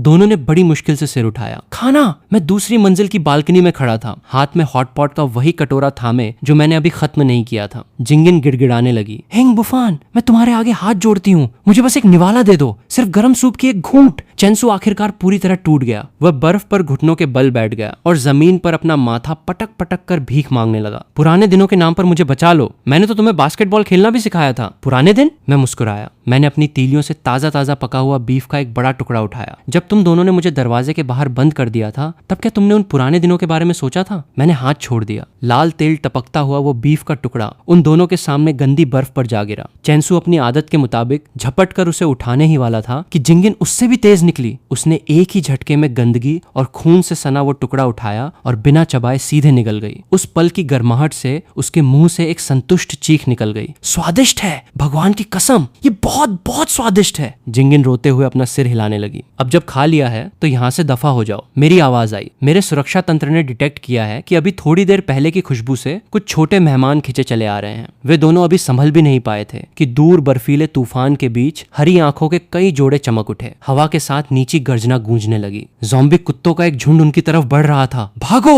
चेंसू चिल्लाया। उसने सबसे पहले जिंगिन को पकड़ा और बाहर भागने की कोशिश की, पर जमीन बर्फ से बहुत फिसलन भरी थी। दोनों कुत्ते की तरह मुंह के बल गिर पड़े। पहला ज़ॉम्बी कुत्ता पहले ही उन पर टूट पड़ा और उसने सीधे चेंसू की जांघ पर अपने खूनी दांत गड़ा दिए। बचाओ हिंग बुफान, बचाओ! चेंसू हलाल होते हुए सुअर की तरह चीखने लगा। उसने पागलों की तरह कुत्ते को लात मारी, पर उसे दर्द महसूस नहीं हो रहा था। जिंदगी और मौत के इस नाजुक मोड़ पर चेंसू की आंखों में एक जहरीला खूंखारपन उतर आया। उसने झटके से पास खड़ी जिंगिन को घसीटा और उसे सीधे कुत्ते के खुले मुंह की तरफ ढकेल दिया। खुद वो उस जोर का फायदा उठाकर एक तरफ लुढ़क गया। सीनियर, ये क्या कर रहे हो? जिंगिन बदहवास होकर चीख पड़ी जब उसने उस बदबूदार मुंह को अपनी गर्दन की तरफ बढ़ते देखा। जिंदगी और मौत के उस आखिरी सेकंड में उसके जीवित रहने के इंस्टिंक्ट ने डर को हरा दिया। जिंगिन ने अपनी नजरों को सामने आते कुत्ते के सिर पर टिका दिया। उसके दिमाग में लाल आइकॉन पागलों की तरह लपकने लगा। वो अपने मन में दहाड़ी, गायब हो जा! जब वो बदबूदार मुंह जिंगिन की नाक से महज 1 सेंटीमीटर दूर था, तब उस कुत्ते का विशाल सिर हवा में गायब हो गया। बस बिना सिर का आधा धड़ उसके ऊपर आ गिरा, जिससे उसके मुंह से खून निकलने को हो गया। जिंगिन को लगा मानो उसके शरीर से पूरी ताकत खींच ली गई हो। उसकी आंखों के आगे अंधेरा छा गया और वो बेहोश होने को हुई, पर वो जिंदा बच गई थी। ये ड्रामा तो काफी दिलचस्प निकला। मैंने अपनी दूरबीन नीचे रखी। मेरी आंखों में एक मखमली संतुष्टि थी। जब तुम लोग जाना ही नहीं चाहते तो मैं तुम्हें एक रास्ता दिखाता हूँ। मेरी आवाज फिर से एक शैतानी हिदायत बनकर गूंजी। यहाँ से 200 मीटर पूर्व की तरफ बढ़ो। वहाँ एक गार्ड रूम है जहाँ बूढ़ा चौकीदार रहता था। भले ही उसकी खिड़कियां टूटी हैं, पर छत सलामत है। आज रात जिंदा बचने का तुम्हारा इकलौता जरिया वही है। यह कहकर मैंने बालकनी का दरवाजा पूरी तरह बंद कर लिया। वे दोनों अंधेरे में कांपते रह गए, जबकि उनके चारों तरफ हरी आंखों का घेरा बड़ा होता जा रहा था। गार्ड रूम में चलो! जिंगिन ने कुत्ते की लाश को परे धकेला और लड़खड़ाती हुई खड़ी हुई। उसने चेंसू की तरफ देखा तक नहीं। अभी अभी का वो धक्का उसे अच्छी तरह याद था। ज़ॉम्बी कुत्तों के घिरने से ठीक 1 सेकंड पहले वे दोनों घिसटते और लुढ़कते हुए उस टूटे फूटे गार्ड रूम में जा घुसे। गार्ड रूम छोटा था और हर तरफ से बर्फीली हवाएं आ रही थीं। उन्होंने पुराने तख्तों और फटे अखबारों से खिड़कियों को जैसे तैसे ढका और धूल भरे फर्श पर ढह गए। जिंगिन, तुम ठीक तो हो? चेंसू पास आया और उसका हाथ पकड़ना चाहा। उसके चेहरे पर एक चापलूसी भरी मुस्कान थी। अभी मैं तुम्हें नहीं, उस कुत्ते को धक्का दे रहा था। गलत मत समझना, दूर रहो मुझसे। जिंगिन ने बर्फीले लहजे में उसका हाथ झटक दिया। उस धोखे के बाद जिंगिन की मासूमियत का नकली मुखौटा पूरी तरह उतर चुका था और उसकी स्वार्थी और ठंडी नीयत बाहर आ गई थी। मुझे मत समझो कि मुझे नहीं पता तुम क्या सोच रहे थे चेंसू। पहले मैं तुम्हें इसलिए झेलती थी क्योंकि तुम दिखने में अच्छे थे और पढ़ाई में तेज थे, पर अब तुम सिर्फ एक बेकार कचरा हो। जिंगिन कोने से टिक गई और ताकत जुटाने के लिए आंखें बंद कर ली। आज के बाद अगर तुमने मुझे दोबारा छूने की हिम्मत की तो तुम्हारा सिर भी उसी कुत्ते की तरह धड़ से अलग कर दूंगी। चेंसू सुन्न पड़ गया। उसकी आंखों में जहरीली नफरत का भाव आया, पर उसने तुरंत उसे छुपा लिया। वो जानता था कि जिंगिन के पास वो खौफनाक टोटल क्लियरेंस सिस्टम है। उसे मारना उसके लिए चुटकी का खेल था। उसे जहर का घूंट पीना ही पड़ा। उसी वक्त वहां से लगभग 2 किलोमीटर दूर अपने सेफ हाउस के अंडरग्राउंड हिस्से में मैं कांस्टेंट टेम्परेचर वाले मसाज बाथटब में लेटा हुआ था और हाथ में टैबलेट थामे था। भले ही पब्लिक इंटरनेट बंद हो चुका था, पर मेरे मिलिट्री ग्रेड सैटेलाइट रिसीवर से दुनिया भर के सिग्नल्स आ रहे थे। स्क्रीन पर ग्लोबल न्यूज चल रही थी। आपातकालीन सूचना, देश में सर्वोच्च स्तर का इमरजेंसी प्लान एक्टिवेट कर दिया गया है। सभी इलाकों के ऑफिशियल शेल्टर्स खोल दिए गए हैं। जीवित बचे लोग निकटतम शेल्टर पहुंचे। इस शहर का official shelter sports centre shelter number 7। मैंने उन कोऑर्डिनेट्स को देखा और मुस्कुराया। शुरुआती दौर में वो सबसे बड़ा सरकारी ठिकाना था, पर क्योंकि वहां बहुत ज्यादा भीड़ जमा हो गई थी, राशन पानी बहुत तेजी से खत्म हो गया। ऊपर से वहां का मैनेजमेंट पूरी तरह बदहाल था। 1 महीने के भीतर ही वहां अनाज की भयंकर बगावत हुई थी, जिसमें हजारों लोग मारे गए थे। ऐसा लगता है इतिहास का चक्र बदला नहीं था। मैंने न्यूज बंद की और अपने सिस्टम का इंटरफेस खोला। मौजूदा जमा रसद 3200 ton system level, LV1 EXP 0%। Upgrade की शर्त 10 LV1 ज़ॉम्बी क्रिस्टल कोर जमा करना। Crystal core! पिछले जन्म में लोगों को प्रलय के तीसरे महीने में जाकर पता चला था कि ज़ॉम्बीज के दिमाग में मौजूद क्रिस्टल कोर से अपनी एबिलिटीज को अपग्रेड किया जा सकता है, पर मुझे यह पहले से पता था। वो बेवकूफ जिंगिन अभी अपनी जान बचाने के लिए कुत्ते को मारकर भाग गई और सबसे कीमती खजाना वहीं बर्फ में छोड़ आई। वो तो मेरा एक्सपीरियंस पैकेज था, मैं उसे बेकार नहीं जाने दे सकता था। मैंने नैनो मटेरियल से बना एक हल्का थर्मल सूट पहना और अपना टैक्टिकल गियर लिया। मैंने बाहर जाकर एक चक्कर लगाने का फैसला किया। बर्फीले तूफान की इस पहली रात में मैं अपनी पहली कमाई समेटने जा रहा था। साथ ही यह भी देखना था कि गार्ड रूम वाले वे दोनों रखवाले अब तक जमे या नहीं। नैनो हीटिंग वाले पूरी तरह से सीलबंद कॉम्बैट सूट में ढका हुआ मैं वेस्ट के उस बंजर इलाके में आगे बढ़ा। लगभग 50 मीटर आगे ज़ॉम्बी कुत्तों का झुंड गार्ड रूम को घेरे खड़ा था। वे कुल 7 थे। मैंने अपनी सांसें संभाली और बर्फ के उस ढेर के पीछे से छलांग लगाई जहां मैं छिपा हुआ था। पहला ज़ॉम्बी कुत्ता गार्ड रूम की तरफ गुर्रा ही रहा था कि उसे संभलने तक का मौका नहीं मिला। मेरी टैक्टिकल कुल्हाड़ी सीधे हवा में लहराई और एक भारी प्रहार के साथ उसकी सख्त खोपड़ी के 2 टुकड़े कर दिए। ज़ॉम्बी कुत्ता लेवल 1 ढेर हुआ। एक्सपीरियंस जुड़ गया। इस हरकत ने बाकी बचे 6 खूंखार कुत्तों को तुरंत सतर्क कर दिया। उनका लीडर सबसे विशाल ज़ॉम्बी मास्टिफ झटके से मुड़ा। उसकी आंखों में एक अजीब लाल चमक तैर रही थी और उसकी नजरें मुझ पर टिक गईं। उसने अपने पिछले पैरों से जोर लगाया और उसका भारी शरीर किसी टैंक की तरह मेरी तरफ झपटा। जैसे ही वो मुझसे महज आधा मीटर दूर हवा में उछला, मैंने अपना बायां हाथ उसके पैरों के नीचे की जमीन की तरफ फैलाया और कलेक्ट किया। उसी पल उसके पैरों के नीचे 2 मीटर के दायरे में फैली बर्फ और जमी हुई मिट्टी की परत हवा में गायब हो गई। मास्टिफ का पैर हवा में पड़ा और वो सीधे उस गड्ढे में जा गिरा। दुश्मन की लाचारी का फायदा उठाओ और उसकी जान लो। मैं भी छलांग लगाकर गड्ढे की गहराई में उतरा। मेरे हाथ की टैक्टिकल कुल्हाड़ी ने हवा में एक चाप बनाया और उसकी धार ने मास्टिफ की गर्दन के नाजुक हिस्से को काट डाला। खूंखार कुत्ते का कटा हुआ सिर लुढ़क गया। एलिट ज़ॉम्बी कुत्ता ढेर हुआ। 20 एक्सपीरियंस जुड़ गया। गिरा हुआ item strength crystal core level 1 का 1 पीस निकल आया। मैं खुशी से झूम उठा। मैंने नीचे झुककर और घिन को बर्दाश्त करते हुए उस मास्टिफ की खोपड़ी के अंदर हाथ डाला। जल्द ही मैंने नाखून के बराबर का एक क्रिस्टल निकाला जो हल्की सी लाल रोशनी छोड़ रहा था। यह प्रलय की दुनिया की सबसे बड़ी और अहम करेंसी थी। यह क्रिस्टल कोर ज़ॉम्बीज की ताकत का जरिया था और इंसानी इवोल्यूशन की चाबी भी। गड्ढे के ऊपर बाकी बचे 5 ज़ॉम्बी कुत्ते लगातार भौंक रहे थे, पर इस गहरे गड्ढे के डर से नीचे उतरने की हिम्मत नहीं कर पा रहे थे। मैंने सिर उठाया और एक बेरहम मुस्कान बिखेरी। जल्दी मत करो, एक एक करके आओ। तुम सब मेरा एक्सपीरियंस पैकेज हो। एक ख्याल के साथ ही मैंने अपने सिस्टम स्पेस से एक मॉडिफाइड नेल गन निकाली। अगले 5 मिनट तक मैं गड्ढे के नीचे खड़ा होकर ऐसे निशाना लगाता रहा मानो किसी शूटिंग रेंज में प्रैक्टिस कर रहा हूँ। जब जंग खत्म हुई तो मैं गड्ढे से बाहर निकला और सारी लाशों को चेक किया। किस्मत अच्छी थी। 7 कुत्तों से मुझे कुल 3 क्रिस्टल कोर मिले। सिस्टम की एक्सपीरियंस बार अब बढ़कर 45% पर पहुंच चुकी थी। मैंने क्रिस्टल को स्पेस में फेंका और गार्ड रूम की तरफ बढ़ा। अंदर कोई नहीं था, बस बदहवास पैरों के निशान थे और दीवार पर नाखूनों से खुरच कर लिखी एक लाइन थी, हिंग बुफान, तू रुक जरा हूं। इन दोनों का जीवन चक्र काफी भयंकर है। मैं हताशा और तिरस्कार से हैंस पड़ा। मुझे इस बात की रत्ती भर भी परवाह नहीं थी कि ये दोनों टिड्डे कोई आफत खड़ी कर सकते हैं। इस खत्म होती दुनिया में कई बार जिंदा रहना मरने से कहीं ज्यादा दर्दनाक होता था, खासकर उन दोनों के लिए जिनकी उम्मीदें आसमान पर थीं, पर हैसियत कागज से भी पतली थी। अब जब वे सरकारी शेल्टर की तरफ चले ही गए हैं तो उन्हें वहां के सुखों का पूरा मजा लेने दो। वो जगह असली असुरा का अखाड़ा थी। मैं मुड़ा और वहां से निकल गया। मेरी पीठ उस बर्फीले तूफान में गायब हो गई। इस बाहर निकलने से न सिर्फ मेरी कॉम्बैट एबिलिटी की जांच हुई, बल्कि एक बात और पक्की हो गई। इस दुनिया में जहां कानून और नियम टूट चुके थे, अगर इंसान काफी खूंखार और ताकतवर हो तो ये दुनिया उसका पर्सनल अम्यूजमेंट पार्क थी। और मेरा अगला टारगेट शहर के बीचों बीच स्थित फर्स्ट पीपल्स हॉस्पिटल था। वहां न सिर्फ ज़ॉम्बीज थे, बल्कि वो एंटीवायरल सीरम भी था, जिसकी मुझे सख्त जरूरत थी। भले ही वो वायरस का पूरा इलाज न कर पाए, पर शुरुआती दौर में आम बुखार और इन्फेक्शन को ठीक कर सकता था, जो बेहद जरूरी था। उसी समय शहर के ईस्ट में स्थित स्पोर्ट्स सेंटर को एक अस्थायी शेल्टर में बदल दिया गया था। हजारों सर्वाइवर्स गेट पर झुंड बनाए खड़े थे। रोना धोना, गालियां और मदद की भीख एक भयंकर अफरा तफरी में तब्दील हो चुकी थी। हथियारबंद सैनिक तनाव भरे चेहरों के साथ अनुशासन बनाए रखने की कोशिश कर रहे थे। धक्का मुक्की मत करो, लाइन बनाओ और टेम्परेचर चेक करवाओ। जिन्हें चोट लगी है उन्हें तुरंत आइसोलेट किया जाएगा। राशन सीमित है। हर इंसान को दिन में सिर्फ एक कटोरा दलिया मिलेगा। जिसे पेट भरकर खाना है वो सर्च एंड रेस्क्यू टीम में अपना नाम लिखवाए। जिंगिन और चेंजू भी उस भीड़ के बीच बेहद लाचार हालत में धक्के खा रहे थे। रुको,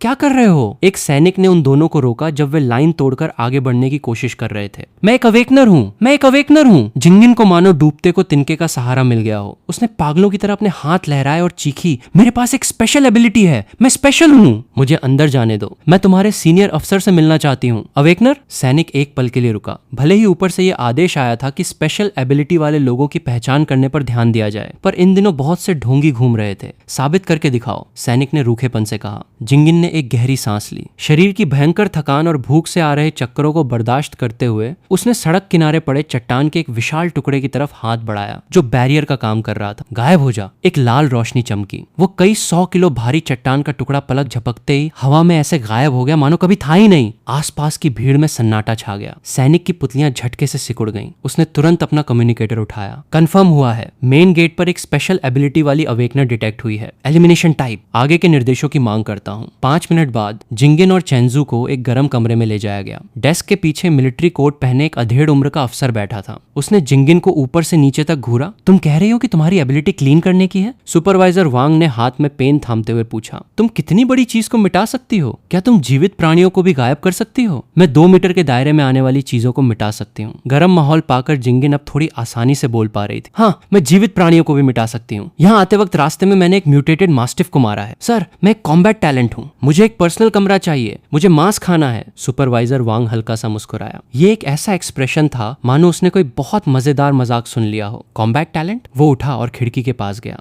लड़की, क्या तुम्हें लगता है कि एक कुत्ते को मारकर तुम अजय बन गई हो? उसने खिड़की से बाहर ज़ॉम्बीज के घने और खौफनाक सैलाब की तरफ इशारा किया। ज़ॉम्बीज की गिनती अब 10 हजार में है। तुम्हारी ये एबिलिटी जो एक बार में सिर्फ एक को मार सकती है और कुछ ही इस्तेमाल के बाद तुम्हें पूरी तरह थका देती है, जंग के मैदान में किसी काम की नहीं है। एक स्नाइपर अपनी एक गोली से यही काम कर सकता है, तो फिर हम तुम्हें मरने के लिए क्यों भेजें? जिंगिन का चेहरा पल भर में सख्त हो गया। हालांकि सुपरवाइजर वांग का लहजा बदल गया। उनकी नजरें बाहर बर्फ से ढकी सड़क पर पड़ी। तुम्हारी एबिलिटी मॉन्स्टर्स को मारने के लायक भले न हो, पर एक दूसरे काम के लिए बहुत सही है। इस वक्त बर्फ ने सारे रास्ते बंद कर दिए हैं। राशन के ट्रक अंदर नहीं आ पा रहे हैं और हवाई पट्टी भी पूरी तरह बर्फ में दब चुकी है। हमें एक लाइफ रूट साफ करने की जरूरत है। बर्फ हटाने के मामले में तुम्हारी एबिलिटी किसी जादुई फावड़े से कम नहीं है। जिंगिन को एक असहनीय बेइज्जती महसूस हुई। मैं गॉड गिफ्टेड एबिलिटी वाली मेन प्रोपोगेनिस्ट हूँ। मैं इस प्रलयकारी दुनिया की रानी बनने के लिए पैदा हुई हूँ और ये लोग मुझसे सफाई कर्मी का काम करवाना चाहते हैं। मैं ये नहीं करूंगी। मैं एक अवेकनर हूँ। आप मेरी इस तरह बेइज्जती कैसे कर सकते हैं? नहीं करोगी? सुपरवाइजर वैंग की मुस्कान पल भर में गायब हो गई। यहाँ जो काम नहीं करता उसे खाना नहीं मिलता। भले ही तुम अवेकनर हो, तुम्हें तुम्हारे काम के हिसाब से ही राशन मिलेगा। तुम काम न करने का ऑप्शन चुन सकती हो, तो फिर दफा हो जाओ वापस उस बर्फीले तूफान में। उन्होंने हाथ लहराया। पास खड़े 2 सैनिकों ने तुरंत आगे बढ़कर अपनी बंदूकें हल्की सी ऊपर उठा ली। चेंजू इतना डर गया कि उसकी टांगे कांपने लगीं। उसने बदहवास होकर जिंगिन की आस्तीन पकड़ी और इशारे करने लगा। जिंगिन, जल्दबाजी मत करो, पहले यहाँ टिकते हैं,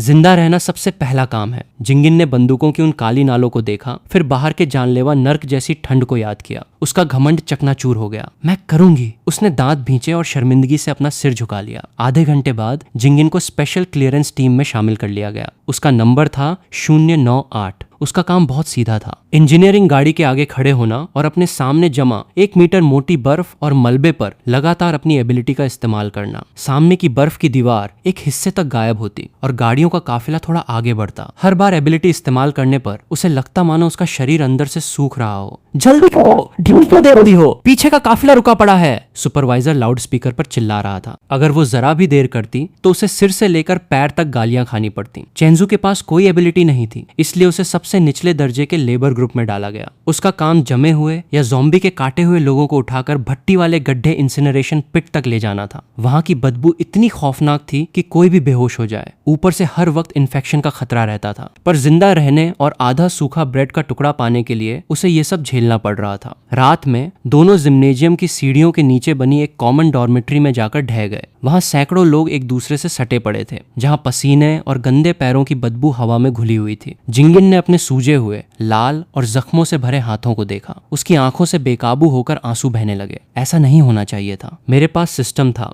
मेरा पुनर्जन्म हुआ था। उसने हिंग बुफान के बारे में सोचा, उस गर्म चिमनी वाले कमरे के बारे में सोचा। हिंग बुफान, इस वक्त तुम बहुत घमंड में होगे ना? जिंगिन ने गंदी चादर को कसकर जकड़ लिया। उसके नाखून मांस में गड़ गए। रुक जाओ तुम, जब तक मैं ऊपर पहुंचती हूँ, जब तक मैं यहाँ के सबसे बड़े कमांडर से नहीं मिल लेती, तब तक ऐश कर लो। मैं तुमसे वह सब उगलवा कर रहूंगी जो तुमने छिना है। उसी समय शहर के फर्स्ट पीपल्स अस्पताल के सामने वाले चौक पर जमे हुए ज़ॉम्बीज के झुंड पड़े थे। वे चीजें मरी नहीं थीं। जब तक उन्हें किसी जिंदा इंसान की गर्माहट महसूस होती, वे तुरंत जाग उठते थे। सिस्टम, आइसोलेशन, फील्ड एक्टिवेट करो। मैंने अपने शरीर के चारों तरफ एक साउंड प्रूफ आइसोलेशन लेयर बनाने के लिए थोड़ी सी एनर्जी खर्च की। मैंने फ्लाइंग ग्रैपलिंग हुक का इस्तेमाल किया और सीधे तीसरी मंजिल की खिड़की पर चढ़ गया। तीसरी मंजिल फार्मेसी दवाखाना थी, जहां बहुत कम ज़ॉम्बीज थे। यहाँ वहां भटक रही कुछ ज़ॉम्बी नर्सों को ठिकाने लगाने के बाद मैं रैक की तरफ बढ़ा। मेरी हथेली दवाइयों की कतारों पर से गुजरी और वे तुरंत हवा में गायब होती चली गईं। अभी मैं आधी जगह भी साफ नहीं कर पाया था कि नीचे से गोलियों की भयंकर आवाजें आने लगीं। मैं खिड़की के पास गया और नीचे देखा।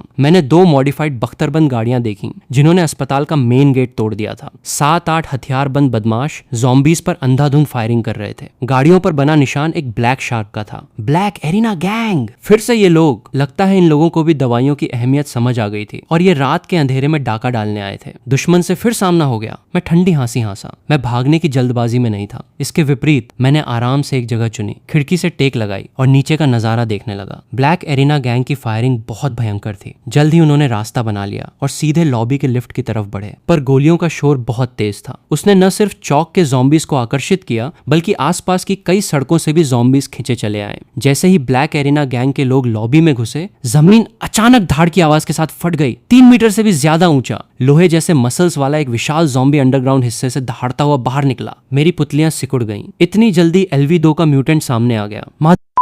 ये कौन सा दैत्य है? ब्लैक एरिना गैंग के गुर्गों के डर के मारे होश उड़ गए। कई AK बंदूकों ने एक साथ फायर किया। गोलियां टायरेंट के शरीर से टकराईं, पर उससे उस पर कोई खास असर नहीं हुआ। टायरेंट दहाड़ा। उसने पास पड़ी स्ट्रेचर ट्रॉली उठाई और उसे फ्रिस्बी की तरफ फेंक मारा। ब्लैक एरिना गैंग के 2 गुर्गे सीधे कुचलकर कीमा बन गए। नजारा पल भर में बेकाबू हो गया। शानदार मौका। मेरी आंखें चमक उठी। टायरेंट के अंदर मौजूद LV2 का क्रिस्टल कोर मुझे सीधे अपग्रेड करवा सकता था और शायद उससे मुझे एक नई एबिलिटी भी अनलॉक करने को मिल जाती। मैंने सब्र से इंतजार किया और ब्लैक एरिना गैंग को टायरेंट की ताकत कम करने दी। 5 मिनट बाद लॉबी में सन्नाटा छा गया। ब्लैक एरिना गैंग के 7 सदस्य लाशों में बदल चुके थे। टायरेंट भी गंभीर रूप से घायल था। वो भारी सांसें ले रहा था और जमीन पर बैठकर अपनी चोटों को भरने के लिए लाशों को खा रहा था। अब एक मक्खी की तरह शांत रहकर मैंने तीसरी मंजिल से छलांग लगाई। हवा में ही मैंने अपने स्पेस से TNT बारूद का एक पैकेट निकाला और उसकी बत्ती सुलगा दी। तुम्हारे लिए एक बड़ा सरप्राइज। टायरेंट ने अपना मुंह खोला। उसे सहज रूप से लगा कि वो कोई खाना है और उसने झटके से बारूद का वो पैकेट चबा लिया। मैं गिरते गिरते लुढ़का और एक सपोर्टिंग पिलर खंबे के पीछे जा छिपा। भयंकर धमाके से पूरी बिल्डिंग दहल उठी। जब धुआं छंटा तो टायरेंट की गर्दन का ऊपरी हिस्सा पूरी तरह गायब हो चुका था। खून के पोखर में बस बिना सिर का एक विशाल धड़ पड़ा रह गया था। मैं वहां गया और मांस के टुकड़ों के बीच ढूंढने लगा। आखिरकार मुझे अखरोट के आकार का एक क्रिस्टल कोर मिला। अपग्रेड करो।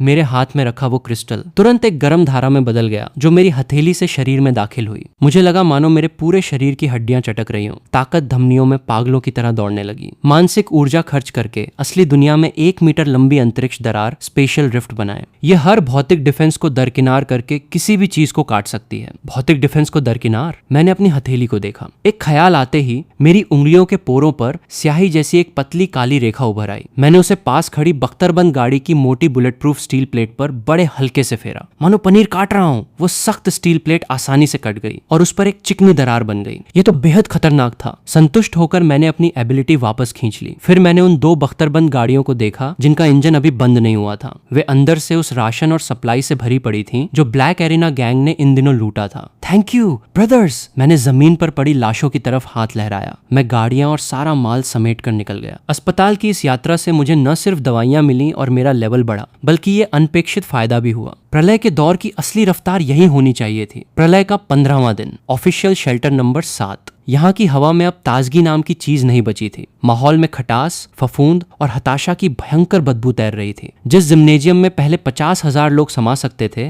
वहां अब 30,000 से भी कम बचे थे। सिस्टम और अनुशासन पूरी तरह ढह चुका था। जनरेटर पूरी तरह बंद होने के साथ ही इंसानियत की आखिरी रोशनी भी बुझ चुकी थी। अंधेरे में लोग अब इंसान नहीं, सिर्फ भूखे जानवर बन चुके थे। खाना नहीं बचा है, गोदाम खोलो, अफसर लोग छुप छुप कर खा रहे हैं और हम पेड़ की छाल चबा रहे हैं। बगावत बिना किसी पूर्व चेतावनी के भड़क उठी। भूख से लाल आंखों वाले हजारों सर्वाइवर्स ने सैनिकों की सुरक्षा पंक्ति तोड़ दी। वे किसी सैलाब की तरह केंद्रीय प्रशासनिक क्षेत्र की तरफ झपटे। गोलियां चलने की आवाजें, चीखें, एक दूसरे को काटने और रोने धोने का शोर गूंज उठा। जिंगिन सीढ़ियों के एक कोने में दुबकी हुई थी। उसके हाथ में बर्फ हटाने वाला वो फावड़ा कसकर पकड़ा हुआ था जिसकी धार मुड़ चुकी थी। इस एक हफ्ते में उसने मौत से भी बदतर जिंदगी जी थी। उसके पहले के गोरे हाथ अब सूजकर लाल हो चुके थे और उन पर खून के छाले पड़े थे। उस टोटल क्लियरेंस सिस्टम ने उसे एक भारी काम करने वाली मजदूर बना दिया था। जागो, जल्दी भागो, ये जगह खत्म हो चुकी है। चेंजू खून से सने चेहरे के साथ भागता हुआ आया। मैंने सुना है कि बाहर के मॉन्स्टर्स ने सुरक्षा रेखा तोड़ दी है। ये जगह जल्द ही लाशों का ढेर बन जाएगी। हम कहाँ भागें? जिंगिन ने हताशा से बाहर आते बर्फीले तूफान को देखा। बाहर -60 डिग्री तापमान है। बाहर जाने का मतलब है मौत। वेस्ट में चलो, तुम्हारे भाई को ढूंढते हैं। चेंजू ने उसके कंधे पकड़े और झकझोरा। मैंने सोच लिया है। पहले सिर्फ हम दोनों पैदल गए थे, पर क्या होगा अगर हम हजारों लोगों की भीड़ को अपने साथ ले जाएं? तुम्हारे भाई का किला कितना भी अभेद्य क्यों ना हो, क्या वो सेना और हजारों सिरफिरे लोगों का सामना कर पाएगा? जिंगिन सुन्न रह गई। चेंजू की आवाज किसी शैतान की फुसफुसाहट जैसी लग रही थी। तुम्हें पता है ना कि सुपरवाइजर वांग के पास अभी भी कुछ बख्तरबंद गाड़ियां और भारी हथियार बचे हैं। अगर तुम उन्हें बताओगी कि वेस्ट में एक अंडरग्राउंड किला है जहां राशन, हीटिंग और बिजली सब मौजूद है, तो तुम्हें क्या लगता है वे क्या करेंगे? जिंगिन की नजरों का भाव बदला। हताशा से जुए की सनक और फिर एक खंखार पागलों जैसी जिद में। सही कहा, जब मैं इस नर्क में सड़ रही हूँ तो तुम हिंग ब्यूफान स्वर्ग में मजा क्यों उठाओगे? जब तुमने मुझे बचाने के लिए दरवाजा नहीं खोला तो अब मैं इस पूरे नर्क को उठाकर तुम्हारे दरवाजे पर लाऊंगी। अगर मरना ही है तो सब साथ में मरेंगे। केंद्रीय कार्यालय में सुपरवाइजर वांग पसीने से तरबतर होकर अपने आदमियों को कागजात नष्ट करने और भागने की तैयारी करने का निर्देश दे रहे थे। सर, मुझे एक जगह के बारे में पता है। जिंगिन अचानक अंदर घुसी। उसे अपनी तरफ तनी हुई बंदूक की भी परवाह नहीं थी। वो चीखी, मुझे पता है राशन कहाँ है। 10,000 टन राशन, वहाँ जनरेटर और पूरी तरह सुरक्षित किला भी है। सुपरवाइजर वांग झटके से मुड़े और उसे घूरने लगे। तुमने क्या कहा? अगर तुमने झूठ बोलने की हिम्मत की तो मैं तुम्हें अभी मार दूंगा। मैं झूठ नहीं बोल रही, वो जगह मेरे भाई की है। वो सप्लाई एक्यूमुलेशन सिस्टम वाला अवेकनर है। दुनिया खत्म होने से पहले उसने शहर के सारे कोल्ड स्टोरेज खाली कर दिए थे। सब कुछ वेस्ट के उस वीरान कारखाने में मौजूद है। जब तक हम उस जगह पर कब्जा कर लेते हैं, हम सब जिंदा बच सकते हैं। सुपरवाइजर वांग की आंखें चमक उठी हों। ये किसी डूबते को तिनका मिलने जैसी लालची चमक थी। बहुत बढ़िया, आदेश जारी करो। जो भी मरना नहीं चाहता, जो भूखा नहीं रहना चाहता, वो मेरे साथ चले। हमारा टारगेट वेस्ट का किला, जो उस पर कब्जा करेगा। अंदर का राशन उसका होगा। ये खबर शेल्टर में किसी वायरस की तरह फैल गई। वेस्ट फॉरेस्ट में एक बड़ा गोदाम है। एक अमीर स्वार्थी इंसान ने दसियों हजार टन राशन और मांस छुपा रखा है। चलो उसे मारकर सब कुछ लूट लेते हैं। जो सिरफिरे लोग पहले एक दूसरे को मार रहे थे, उन्हें तुरंत एक साझा मकसद मिल गया। आधे घंटे बाद 5 बख्तरबंद गाड़ियों की अगुवाई में 10 से ज्यादा मॉडिफाइड ट्रकों और हजारों सर्वाइवर्स के पीछे चलते काफिले ने बर्फीले तूफान में कदम रखा। जिंगिन सबसे आगे वाली बख्तरबंद गाड़ी में बैठी थी। उसके हाथ में सुपरवाइजर वांग का दिया हुआ सूखा बिस्कुट था। उसके होठों पर एक खूंखार और बेरहम मुस्कान तैराई। भाई, इस बार मैं तुम्हें न्यू ईयर विश करने के लिए पूरी की पूरी फौज लेकर आई हूँ। अब देखती हूँ तुम दरवाजा कैसे नहीं खोलते। काफिले के पीछे जीवित लोगों की गंध से खिंचे चले आ रहे ज़ॉम्बीज के झुंड भी चुपचाप पीछा कर रहे थे। मौत का जाल धीरे धीरे कस रहा था। इस स्टील के किले का अलार्म नहीं बजा, बल्कि उसकी जगह साजो सामान और ताकत से भरी किस्मत की एक सिम्फनी धुन गूंज उठी। काले रंग का टैक्टिकल ओवरकोट पहने मैं दूसरी मंजिल की बुलेट प्रूफ खिड़की के सामने खड़ा था। हाथ में रेड वाइन का ग्लास थामे मैं ऊपर से बर्फ में रेंगती उस लंबी कतार को देख रहा था। आखिरकार ये आ ही गए। निगरानी स्क्रीन पर लाल धब्बों के घने जमावड़े को देखकर मेरे होंठों पर मुस्कान फैल गई। सिस्टम के इंटरफेस पर एक चेतावनी चमकी। दुश्मन का गठन, बख्तरबंद गाड़ियों का ग्रुप, भारी machine gun X3, RPG rocket launcher X5, अवेकनर्स X12 और 3000 से ज्यादा हथियारबंद उपद्रवी। पीछे का हमलावर दल LV-1 ज़ॉम्बीज का सैलाब, X5000, LV-2 म्यूटेंट्स X3। वाह, इन लोगों ने तो मुझे सच में बहुत बड़ी तोप समझ लिया है। मैंने वाइन का एक घूंट लिया। मेरे चेहरे पर जरा भी घबराहट नहीं थी, बल्कि एक अजीब सा उत्साह था। इन दिनों घर में बैठे बैठे मैं इतना फालतू हो गया था कि मुझ पर फफूंद जमने लगी थी। एबिलिटीज अपग्रेड करने के अलावा मैं बस पुरानी फिल्में देखता रहता था। चाकू की धार पर नाचने का ये एहसास ही प्रलय की दुनिया का असली मजा था। काफिला कारखाने से 500 मीटर दूर रुक गया। लाउड स्पीकर से सुपरवाइजर वांग की आवाज गूंजी, हिंग बुफान, सुनो,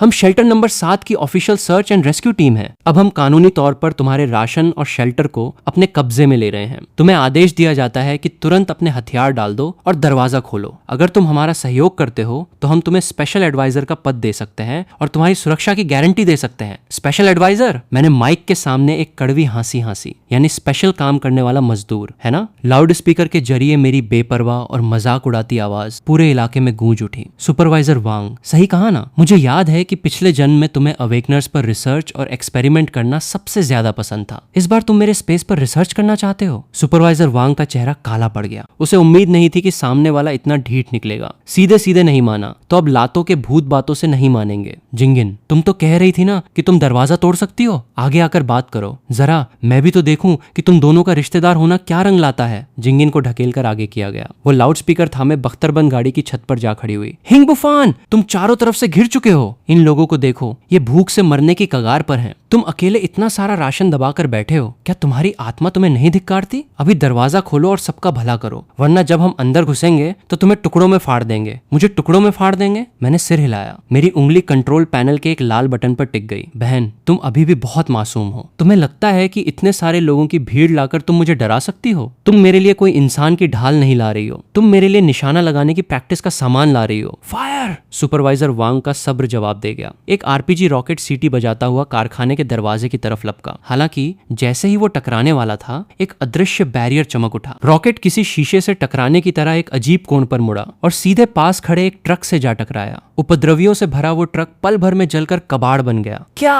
सब सन्न रह गए। जवाबी हमला करो, गोलियां चलाओ। अनगिनत गोलियां मूसलाधार बारिश की तरह दीवारों पर बरसने लगीं, पर वे बस चिंगारियां ही निकाल पाईं। दीवार का पेंट तक नहीं उखड़ा। मैंने उंगलियों से चुटकी बजाई। अब मेरी बारी है। मैंने बटन दबाया। आगे बढ़ रहे उपद्रवियों के पैरों तले जमी बर्फ अचानक धंस गई। सैकड़ों माइन सुरंगें एक के बाद एक फटने लगी। सफेद बर्फ पल भर में लाल रंग में रंग गई। सैकड़ों लोग सीधे चीथड़ों में उड़ गए। पीछे हटो, जल्दी पीछे हटो। दहशत में आई। भीड़ पीछे धकेलने लगी, पर पीछे वाले लोग आगे बढ़ रहे थे। नजारा पल भर में भगदड़ में बदल गया। उसी वक्त पीछे के बर्फीले मैदान से एक कानफोड़ू दहाड़ गूंजी। धमाकों और खून की महक से खिंचे चले आ रहे हजारों ज़ॉम्बीज ने आखिरकार अपने खूंखार दांत दिखा दिए। खून से उत्तेजित होकर वे पागलों की तरह भीड़ के पिछले हिस्से पर टूट पड़े। ज़ॉम्बीज! पीछे ज़ॉम्बीज आ गए। हम दोनों तरफ से फंस गए हैं। जिंगिन, आगे की माइन साफ करने के लिए अपनी एबिलिटी इस्तेमाल करो, जल्दी! सुपरवाइजर वांग हताशा से लाल हो चुका था। उसने अपनी बंदूक जिंगिन के सिर पर तान दी। जिंगिन डर के मारे कांप रही थी। उसने बदहवास होकर आगे की तरफ अपनी एबिलिटी का इस्तेमाल करना शुरू किया, पर माइनफील्ड बहुत बड़ा था। उसकी छोटी सी शारीरिक ऊर्जा समंदर में एक बूंद के बराबर थी।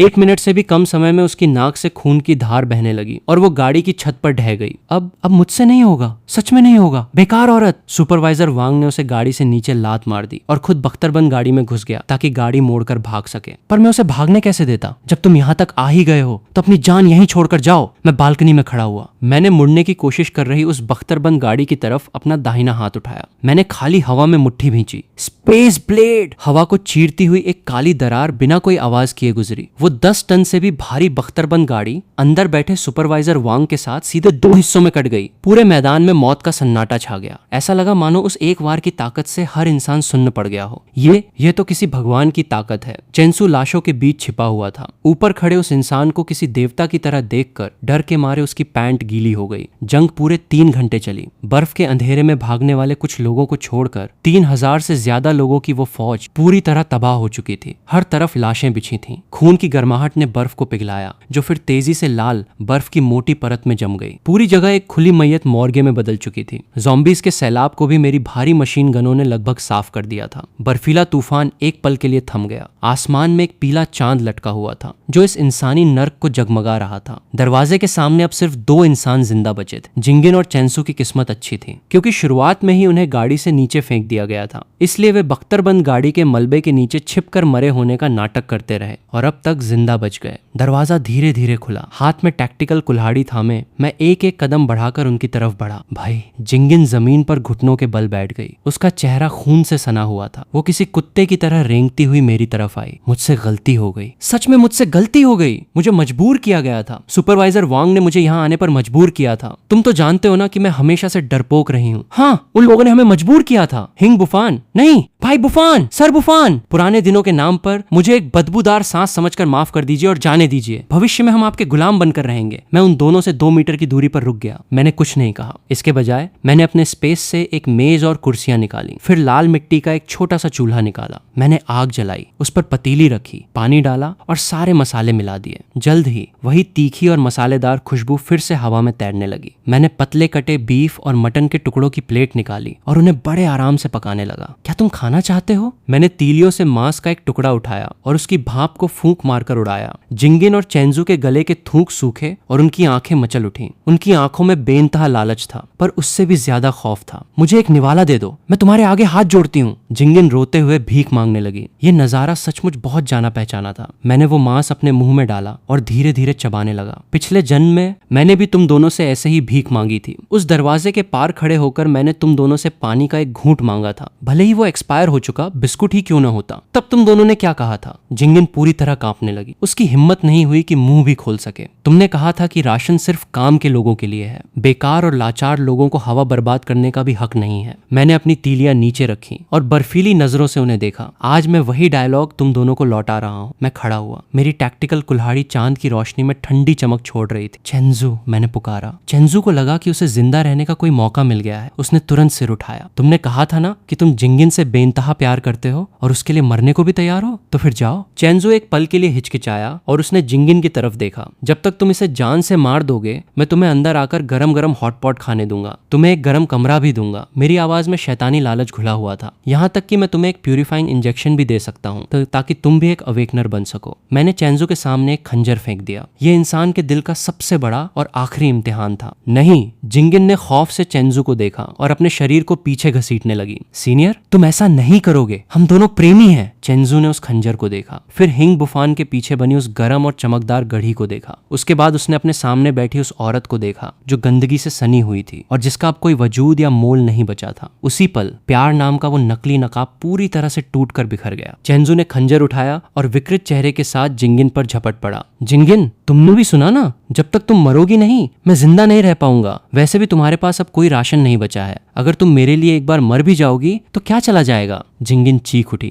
उसके बचने के इंस्टिंक्ट ने उसकी आखिरी ताकत को जगा दिया। Total clearance. भले ही उसकी शारीरिक ऊर्जा खत्म हो चुकी थी, पर उस वार से चेंजू के हाथ का खंजर हवा में गायब हो गया। पर चेंजू पहले ही उस पर झपट चुका था। उसके दोनों हाथों ने जिंगिन की गर्दन को कसकर भींच लिया। हरामी औरत, मेरे रास्ते में मत आ। दोनों खून के पोखर में लौटने लगे, 2 जानवरों की तरह एक दूसरे को नोचते और काटते हुए। बदसूरत, बेहद बदसूरत नजारा। मैं बेहद ठंडे दिल से उन्हें देखता रहा, मानो कोई घटिया कॉमेडी ड्रामा देख रहा हूँ, जब तक कि दोनों की ताकत पूरी तरह खत्म नहीं हो गई और वे जमीन पर पड़े हाँफने नहीं लगे। जिंगिन का चेहरा काटने के जख्मों से सड़ चुका था और चेंजू की एक आंख अंधी हो चुकी थी। लाजवाब! मैंने तालियां बजाई, पर मैंने तुमसे झूठ बोला था। मैं उन दोनों के पास गया और अपनी कुल्हाड़ी उठाई। मेरा सेफ हाउस कभी कचरे को स्वीकार नहीं करता। उनकी आखिरी चीखों के बीच कुल्हाड़ी नीचे गिरी। खून सफेद बर्फ पर ऐसे छिटका मानो कोई सुर्ख फूल खिला हो। इस जन्म के सारे हिसाब किताब और नफरतें आखिरकार अपने अंजाम तक पहुंच चुकी थीं। मैं एक सेकंड के लिए भी नहीं रुका। मैंने मुड़कर हाथ लहराया। जमीन पर पड़ी लाशों और दूर बख्तरबंद गाड़ियों के मलबे को सिस्टम के रिसाइकलिंग एरिया में समेट लिया गया। प्रवेश द्वार एक बार फिर साफ सुथरा हो गया। मैं अंदर लौटा, विशाल शीशे की खिड़की के पास गया और बाहर की दुनिया को देखा, जहां बर्फीला तूफान अब भी दहाड़ रहा था। दुनिया मर चुकी थी, पर मैं अब भी जिंदा था और बहुत ठाठ से जीने वाला था। मैंने खजाने से कीमती विस्की की एक बोतल निकाली और 2 ग्लास भरे। एक ग्लास मैंने जमीन पर उंडेल दिया, पिछले जन्म के उस बेवकूफ मैं को श्रद्धांजलि देने के लिए, और दूसरा ग्लास मैंने आसमान की तरफ उठाया। मैंने इस नई, बेरहम और खूबसूरत दुनिया के नाम जाम छलकाया। हेलो प्रलयकारी दुनिया, मैं हिंगबुफान हूँ, इस पूरी जगह का अकेला राजा। और फिर इसी के साथ हमारी ये छोटी सी स्टोरी यहीं पर खत्म होती है। तो दोस्तों, आपको ये छोटी सी कंप्लीट स्टोरी कैसी लगी हमें कमेंट सेक्शन में ज़रूर बताएं। और अगर आपको हमारी ये वीडियो अच्छी लगी हो तो हमारी वीडियो को लाइक और हमारे चैनल को सब्सक्राइब करना ना भूलें। मिलते हैं आपसे एक अगली वीडियो में।